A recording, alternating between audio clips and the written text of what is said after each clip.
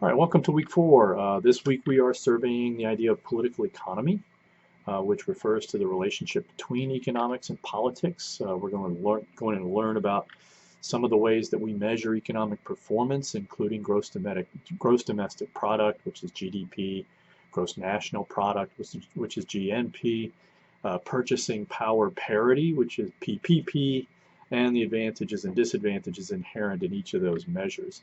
We're also going to learn, we're going to look at inequality as an important indicator of economic performance.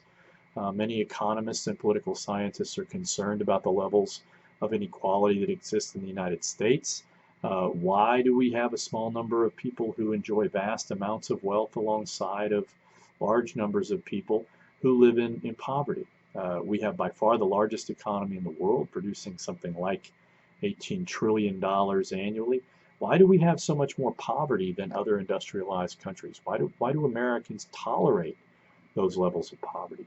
The answer has something to do with our political culture, and that's something that we can discuss in the forum this week. Let's think about some hypotheses.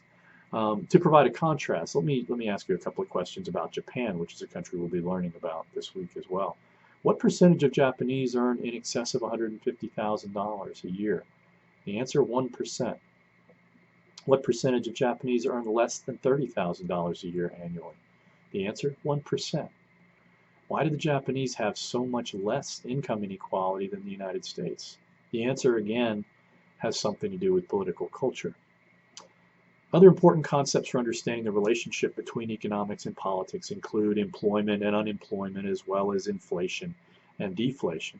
Clearly, the percentage of workers in a society that are eligible to work and are employed is important because high unemployment is generally correlated with poor economic performance and with high levels of frustration and dissatisfaction with government. When the economy is going badly, calls for government to do something generally go up, and elected officials have powerful incentives to be seen trying to do something to improve economic performance. Inflation and deflation are also important concepts. Inflation refers to the rate at which prices are rising. When prices are rising too fast, that's one of the most reliable indicators of an impending recession, which is when government is actually contracting. Deflation occurs in the midst of depressions, and that's when the price of and value of goods is declining due to lack of demand, largely because people don't have money. We're also going to learn in this chapter about different types of economic organization. Americans tend to have this ideal of a sharp separation between government and the private sector, between public and private sector. In reality, all governments intervene in their economies, and they do so precisely because politicians get a disproportionate share of the credit for good economic times and suffer a disproportionate amount of blame for bad economic times. Some states obviously intervene a lot more aggressively than others.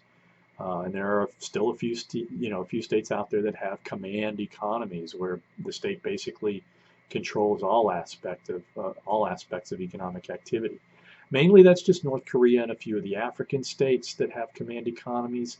Most countries, even at the left end of the spectrum, have increasingly come to the realization that too much government control is inefficient and begun to allow market formation within their economies. The country we're considering this week is Japan, which I find, again, to be a fascinating country. A lot of contrast to be drawn between the United States and Japan. Our first country profile is also due this week, and as I mentioned, the directions are found on the course resources link and in the week 4 coursework for the profile assignment. Basically, I want you to save the Word file that's posted on the course resources link and then type the assignment into that file. If you have any questions or concerns about that assignment or anything else going on this week, please let me know in the forum, and I'll try to figure out what's going on and what's wrong. So let's have a great week.